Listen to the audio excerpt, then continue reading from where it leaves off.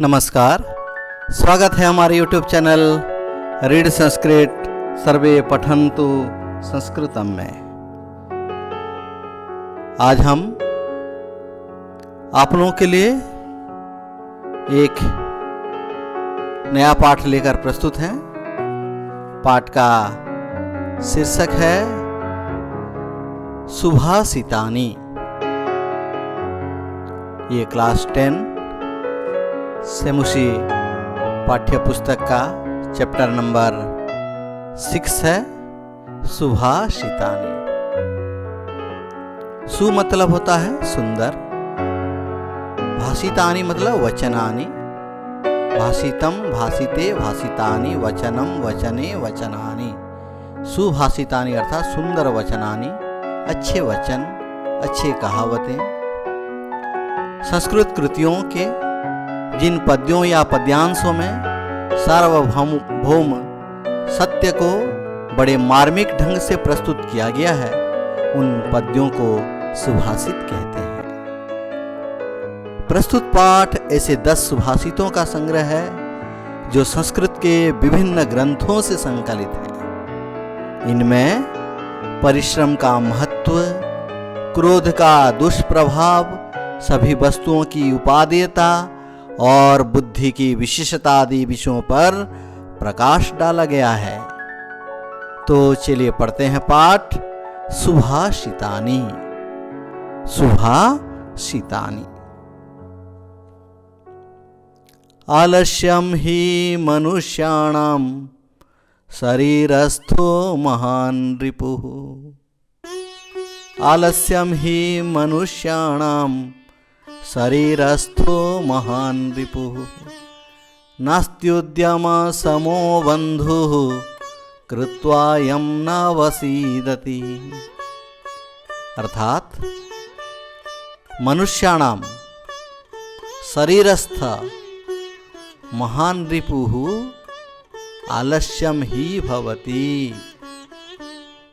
प्रथम श्लोक में क्या बताया गया है कि आलस्य, लेजीनेस, आलस, मानव का अपने ही शरीर में रहने वाला सबसे बड़ा दुश्मन कौन है? आलस्य है। आलस्यम ही मनुष्याणाम शरीरस्थ महान् रिपुः सः महान् रिपुः भवति। आलस्यम महान् रिपुः भवति। केषां महान् रिपुः भवति? मनुष्याणां महान् रिपुः भवति। कीदृशः महान् रिपुः भवति? शरीरस्थः महान् रिपुः भवति। शरीरे तिष्ठतीति शरीरस्थ, दूरे तिष्ठतीति दूरस्थः, गृहे तिष्ठतीति गृहस्थः। उपपद तत्पुरुष समास हुआ है। मनुष्यों का अपने ही शरीर में रहने वाला सर्वश्रेष्ठ दुश्मन, सबसे बड़ा दुश्मन कौन है? आलस्यम। नास्ति उद्यम समो बंधु। उद्यम समः बंधु नास्ति। उद्यम समः, उद्यमेन समः, उद्यम समः बंधु नास्ति। यम कृत्वा न अवसिदति। जिस उद्यम को करके, जिसको करके मतलब जिस उद्यम को करके, जिस मेहनत को करके, जिस प्रयास को करके, जिस प्रयत्न को करके, जो परिश्रम को करके मानव कभी भी दुखी नहीं होता है। न अवसिदति, अवसादग्रस्त नहीं होता है। इसीलिए उद्यम करना चाहिए, मेहनत करना चाहिए। मेहनत करने से कोई दुखी नहीं होता है, मेहनत का फल जरूर मिलता है। इसलिए मेहनत करने से प्रसन्नता जरूर मिलेगी। अगर मेहनत नहीं करते हो, आलस्य के वशीभूत हो जाते हो, तो जिस प्रकार दुश्मन, रिपुः मतलब शत्रु, पर्यायवाची, अरि पर्यायवाची, जिस प्रकार दुश्मन हमारा नुकसान करता है, उसी प्रकार आलस्य भी हमारा नुकसान ही करेगा। आलस्य के बदले हमें उद्यम करना चाहिए। समझ में आ गया होगा, उम्मीद करता हूँ। द्वितीय श्लोक। गुणी गुणं वेत्ति न वेत्ति निर्गुणो बली बलं वेत्ति न वेत्ति निर्बलः पिको वसन्तस्य गुणं न वायसः करी च सिंहस्य बलं न मूषकः। कितना सुंदर वचन है। गुणी गुणम वेत्ति न वेत्ति निर्गुणो, गुणवान व्यक्ति ही गुण को जानता है। वेत्ति मतलब विद धातु से बना है, वेत्ति मतलब जानाति। गुणी गुणः अस्य अस्ति इति गुणी, धन होने से जिसके पास धनी होता है, सुख होने से सुखी, गुण प्लस इन गुणिन रूप चलता है गुणी गुणिनो गुणिनः। सुख प्लस इन सुखिन रूप चलता है सुखी सुखिनो सुखिनः। गुणी गुणम वेत्ति, गुण को पहचानने वाला व्यक्ति ही, गुणवान ही गुण को पहचानता है। न वेत्ति निर्गुणः निर्नास्ति गुणः यस्मिन् सः निर्गुणः, जिसके पास गुण नहीं है वो व्यक्ति है निर्गुण और वो गुण को नहीं जानता है। निर्गुणः गुणम न वेत्ति, गुणी एव गुणम वेत्ति। बली बलम वेत्ति न वेत्ति निर्बलः, बलवान व्यक्ति, बलम अस्य अस्ति इति बली, जैसे गुणी उसी प्रकार बली, बली बलिनो बलिनः, बली बलम वेत्ति। न वेत्ति निर्बलः, निर्बल व्यक्ति, दुर्बल व्यक्ति बल का महत्व को नहीं जानता है। जिस प्रकार की पिको वसंतस्य गुणम न वायसः, पिकः इति कोकिलः, कोकिलः वसंतस्य गुणम जानाति, वायसः इति काकः वसंतस्य गुणम न जानाति। पिकः कोयल जो है वसंत का, वसंत ऋतु का, ऋतुराज का महत्व को जानता है, कौवा वसंत के गुण को नहीं पहचान पाता है। करी च सिंहस्य बलम न मूषकः, करी मतलब गजः, गजः सिंहस्य बलम जानाति, मूषकः न जानाति। शेर का कितना ताकत है हाथी महसूस किया है उसके साथ जब संघर्ष करता है, लेकिन कभी शेर के साथ तो लड़ाई चूहे की हुई नहीं है। चूहे को क्या पता शेर की कितनी ताकत है। करी च सिंहस्य बलम न मूषकः, तो अनुभव करने वाले व्यक्ति को ही किसी वस्तु के बारे में, किसी व्यक्ति के बारे में पता चलता है, उसका गुण को, उसका महत्व को उपयुक्त व्यक्ति ही जानता है। सभी लोग सभी वस्तु के महत्व को नहीं पहचान पाते हैं, जिस प्रकार गुणवान व्यक्ति ही गुण को पहचानता है। क्लास 8 में आप लोग पढ़े होंगे एक श्लोक, गुणाः गुणज्ञे सुगुणाः भवन्ति ते निर्गुणं प्राप्य भवन्ति दोषाः। गुणवान व्यक्ति के पास रहता है तो गुण बनकर रहता है, निर्गुण व्यक्ति के पास चला जाता है तो गुण भी दोष में परिवर्तित हो जाता है। गुणी गुणम वेत्ति न वेत्ति निर्गुणो बली बलम वेत्ति निर्बलः न वेत्ति। पिकः वसंतस्य गुणम वेत्ति वायसः न वेत्ति। सिंहस्य बलम करी वेत्ति मूषकः सिंहस्य बलम न वेत्ति। समझ में आ गया होगा। तृतीय श्लोक, निमित्तमुद्दिश्य हि यः प्रकुप्यति ध्रुवं सतस्यापगमे प्रसीदति अकारणद्वेषी मनस्तु यस्य वै कथं जनस्तं परितोषयिष्यति। ये मेंटालिटी की बात कही जा रही है श्लोक में। निमित्तम उद्देश्य ही यह प्रकुप्यति, किसी निमित्तम कारणम, किसी कारण को उद्देश्य करके जो प्रकुप्यति थी प्रकुध्यति क्रुध्यति क्रोध करता है, किसी कारण के लिए किसी कारण वशतः कोई अगर क्रोध करता है तो वो जायज है, और वो कारण अगर दूर हो जाता है तो वो मानव फिर से प्रसन्न हो जाता है। जो गुस्सा करता है वो फिर से ठंडा हो जाता है।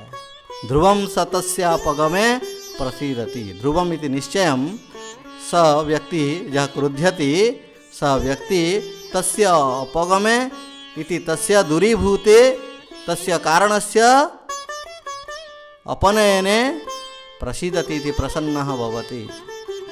किसी कारण के वजह से कोई अगर गुस्सा करता है तो वो कारण जब दूर हो जाता है तो आदमी फिर से प्रसन्न हो जाता है। मान लीजिए कोई बच्चा पढ़ाई नहीं कर रहा है, नेगलेक्ट कर रहा है, इसीलिए शिक्षक उस पर गुस्सा करते हैं। लेकिन जब वो बच्चा अच्छे से पढ़ाई करने लगता है तो क्रोध का कारण दूर हो गया। जब अच्छे से पढ़ाई करने लगता है तब शिक्षक उसको सराहते हैं, तारीफ करते हैं, उसके प्रसन्न होते हैं। तो निमित्तम उद्देश्य ही यह प्रकुप्यति ध्रुवम सतस्यापगमे प्रसीदति। कारण को लक्ष्य करके अगर जो क्रोध करता है तो उस कारण का दूर हो जाने से वो क्रोध करने वाला व्यक्ति फिर से प्रसन्न हो जाता है। लेकिन अकारण द्वेषी मनस्तु यस्य वै यस्य मनः तु अकारण द्वेषी भवति। जिसका मन में बिना कारण का द्वेष भरा पड़ा हो, बिना कारण जो दूसरों के ऊपर द्वेष करता हो, क्रोध करता हो, कथम जनस्तम परितोषयिष्यति। जनः तम कथम परितोषयिष्यति। उस व्यक्ति को जिसके मन में बिना कारण का क्रोध यानी द्वेष भरा पड़ा हो, उस व्यक्ति को कोई संतुष्ट नहीं कर सकता है। कोई वजह होगा तब तो वजह को दूर करके संतुष्ट करेंगे। अकारण द्वेषी मनस्तु यस्य वै। जिसका मन अकारण द्वेषी मनस्तु मनः तु यस्य वै मनस्तु अकारण द्वेषी भवति। मनः का विशेषण है अकारण द्वेषी। मनः नपुंसक लिंग में है, इसलिए विशेषण भी नपुंसक लिंग में अकारण द्वेषी, वारी शब्द जैसे। तम जनः कथम परितोषयिष्यति। तम इति तादृशम जनम। जनः मानवः कथम परितोषयिष्यति। उस प्रकार के आदमी को कोई आदमी संतुष्ट नहीं कर सकता है, खुश नहीं कर सकता है, जो बिना कारण का अपने मन में द्वेष भरा रखा हो। निमित्तम उद्देश्य ही यह प्रकुप्यति ध्रुवम स तस्य अपगमे प्रसीदति। अकारण द्वेषी मनस्तु यस्य वै कथम जनस्तम परितोषयिष्यति। बहुत ही सुंदर श्लोक, बहुत सारे अच्छे श्लोकों का संग्रह इस पाठ में है। बहुत कुछ आपको इस पाठ के माध्यम से सीखने के लिए मिलेगा। उदीरितोऽर्थ पशुनापि गृह्यते हयाश्च नागाश्च वहन्ति बोधिताः अनुक्तमपि ऊहति पंडितो जनः परिंगित ज्ञान फला ही बुद्धयः। बुद्धि का डेफिनेशन बताया जा रहा है। बुद्धि क्या होती है? परिंगित ज्ञान फला ही बुद्धयः। उदीरितः अर्थः पशुना अपि गृह्यते। उदीरितः इति कथितः। कही गई बात को, कही गई बात का अर्थ पशुना अपि गृह्यते। जानवरों के द्वारा भी ग्रहण किया जाता है, जानवर भी समझ जाते हैं। कोई बात अगर बोला जाता है तो उसका अर्थ को पशु भी, जानवर भी समझ जाते हैं। उदाहरण बताया जा रहा है। अरे जानवर कैसे आदमी की बात समझ जाते हैं? उदाहरण इसीलिए बताया गया है। हयाश्च नागाश्च वहन्ति बोधिता। हयाः इति अश्वाः, नागाः इति गजाः, हयाश्च नागाश्च। हय मतलब अश्व घोड़े, नागाः हाथी। हाथी घोड़े जो वजन ढोते हैं, कैसे ढोते हैं?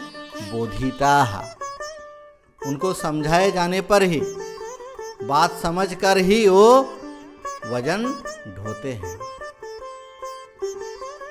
तो बोली गई बात को, समझाई गई बात को जानवर भी ग्रहण कर लेते हैं। उसको आदमी समझ लिया तो कौन सी बड़ी सी बात है। बोली गई बात का अर्थ को जानवर भी समझ जाते हैं। ध्यान से सुनिए, कोई अगर साधारण बात हम बोलते हैं, बात को अगर बोलते हैं, उसका अर्थ आप लोग समझ लिया तो बड़ी बात नहीं किया आपने। बड़ी बात क्या है? अनुक्तमपि उहति पंडितो जनः, पंडितः जनः अनुक्तमपि उहति। जो विद्वान, जो असली विद्वान होता है, जो वास्तव में विद्वान होता है, वो क्या करता है? अनुक्तमपि उहति, नहीं कही गई बात को भी समझ जाता है, अनुमान लगा लेता है। उहति मतलब अनुमान लगाना होता है। यहाँ मतलब है कि नहीं कही गई बात को भी समझ जाता है। जो विद्वान वास्तव में होता है वो बात कहने से पहले ही समझ जाता है। कही गई बात फिर कहने के बाद समझना तो वो जानवरों का भी बस की बात है। नहीं कही गई बात को भी जो समझ जाता है वही विद्वान कहलाता है, वही पंडित है। तो ऐसे कैसे होता है भाई? नहीं कहने पर भी कैसे बात को समझ जाते हैं आदमी? ये काम किसकी है? बुद्धि की है। परेंगित ज्ञान फला ही बुद्धया। पर मतलब दूसरों का, इंगित मतलब इशारा, संकेत से ज्ञान प्राप्त कर लेता है। कौन? बुद्धि। दूसरों का इशारा का, जो इशारे से ज्ञान का फल जो प्राप्त कर लेता है वही है बुद्धि। अर्थात जिसके पास बुद्धि है वो दूसरों के इशारे से ही सब कुछ समझ जाता है। परिंगित ज्ञान फला ही बुद्धयः। और जो बुद्धिमान व्यक्ति होता है दूसरों का इशारे से ही बात को समझ जाता है, उसको बोलने का जरूरत नहीं है। समझ में आ गया? तो कहने का मतलब आम बात को तो जानवर भी समझ जाते हैं। विद्वान वही होते हैं जिनको नहीं कहने पर भी समझ जाते हैं। कैसे समझते हैं? बुद्धि के द्वारा। क्यों? कि बुद्धि है परिंगित ज्ञान फला ही बुद्धयः। बुद्धयः परिंगित ज्ञान फला ही भवन्ति। दूसरों के इशारे से ज्ञान हासिल कर लेते हैं, जिसके माध्यम से वही बुद्धि कहलाती है। और बुद्धिमान ही क्या करता है? लोगों की बात को इशारे से समझ जाता है। ये 4th श्लोक हो गया। 5th श्लोक। क्रोधो हि शत्रुः प्रथमो नराणां देहस्थितो देह विनाशनाय यथा स्थितः काष्ठगतो हि वह्निः स एव वह्निर्दहते शरीरम। क्रोध करना, गुस्सा करना, ये सेहत के लिए हानिकारक है। क्रोध नहीं करना चाहिए, इस श्लोक में बताया गया है। क्रोधो हि शत्रुः प्रथमो नराणाम। नराणाम प्रथमः शत्रुः क्रोधः ही भवति। आदमियों का, मानव का सर्वप्रथम दुश्मन कौन होता है? क्रोध ही होता है। और क्रोध कहाँ रहता है? देहस्थितः। देहस्थितः क्रोधः। देहे स्थित इति देह स्थितः, शरीर में, अपने ही शरीर में रहता है क्रोध। और किस लिए रहता है? देह विनाशनाय। किमर्थम तिष्ठति देहे? देहस्य विनाशनार्थम। देहस्य इति शरीरस्य विनाशाय भवति, विनाशनाय भवति, विनाशाय अथवा विनाशनाय अथवा विनाशार्थम, सब पर्यायवाची है। शरीरस्य विनाशनार्थम, शरीरस्य विनाशनाय क्रोधः देहस्थितः भवति। आदमी का शरीर को नष्ट कर देता है क्रोध, और वही मानव का सबसे बड़ा दुश्मन होता है। गीता में भी कहा गया है, ध्यायतः विषयान् पुंसा संगस्तेषु उपजायते, संगात् संजायते कामः, कामात् क्रोधो भिजायते। क्रोधात् भवति सम्मोह, सम्मोहः स्मृति विभ्रमः, स्मृति भ्रंशात् बुद्धिनाशः, बुद्धिनाशात् प्रणश्यति। क्रोध से अज्ञानता आ जाती है। क्रोधात् भवति सम्मोह, सम्मोह स्मृति विभ्रमः, सम्मोह से, अज्ञानता से स्मृति का, स्मरण शक्ति का विनाश होता है। स्मृति भ्रंशात् बुद्धिनाशः, स्मृति का, स्मरण शक्ति का विनाश होने से बुद्धि का नाश हो जाता है। और मानव का बुद्धि का अगर विनाश हो गया तो मानव का विनाश होता है। बुद्धि नाशात् प्रणश्यति, गीता में कहा गया है। इसीलिए ये क्रोध ही मानव का शरीर में रहने वाला सबसे बड़ा दुश्मन होता है, जो कि मानव का शरीर को अंदर से ही नष्ट कर डालता है। एक बहुत ही सुंदर उदाहरण बताया गया है, यथा स्थितः काष्ठगतो हि वह्निः सैव वह्निर्दहते शरीरम। जिस प्रकार लकड़ी के अंदर जो वह्नि मतलब आग रहती है, वही लकड़ी के अंदर वाली आग ही लकड़ी का शरीर को जला देता है। लकड़ी के अंदर वाला आग मतलब क्या है? दो सूखे लकड़ी को घिसोगे तो आग उत्पन्न होगी, और वही आग क्या करता है? लकड़ी को पूरा जला देती है। काष्ठम गतः, काष्ठगत द्वितीया तत्पुरुष आप लोग पढ़े होंगे। द्वितीय श्रीतातीत पतित गतात्यस्त प्राप्त पन्नैः, श्लोक के अनुसार गत शब्द के साथ द्वितीयांत शब्द का समास होता है। काष्ठम गतः, काष्ठगतः। काष्ठगतः वह्निः काष्ठस्य शरीरम दहते। यथा स्थितः काष्ठगतः वह्निः, काष्ठगतः वह्निः जैसे कि लकड़ी के अंदर रहता है, और वही सैव वह्निः, वही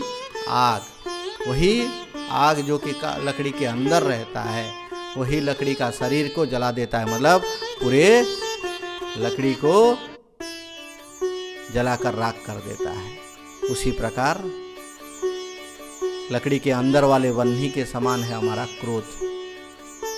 जिस प्रकार अग्नि लकड़ी को जला डालती है आग, उसी प्रकार क्रोध हमारे शरीर को नष्ट कर देता है। इसीलिए जितेंद्रिय होना चाहिए, क्रोध को अपने वश में रखना चाहिए, क्रोध को निकलने नहीं देना चाहिए, क्रोध को अपने अधीन में करना चाहिए। तो ये हो गया श्लोक नंबर 1 से श्लोक नंबर 5। इसके रिलेटेड जो स्टडी मटेरियल है, इसका ग्रामर वगैरह सब कुछ, अन्वय वगैरह सब कुछ हम स्टडी मटेरियल का जो लिंक है डिस्क्रिप्शन में दे दिए हैं। आप लिंक को क्लिक करके इसको प्राप्त कर सकते हैं। इसका नेक्स्ट वीडियो में आप लोग श्लोक नंबर 6 से श्लोक नंबर 10 तक का एक्सप्लेनेशन देख सकते हो। ज़रूर उस वीडियो को भी देखिए, और उम्मीद करता हूँ इस वीडियो के द्वारा ज़रूर आप ये 5 श्लोकों को समझ गए होंगे। अभी तक हमारे चैनल को अगर सब्सक्राइब नहीं किए हैं तो सब्सक्राइब कर लीजिए। जय तु संस्कृतम, जय तु भारतम।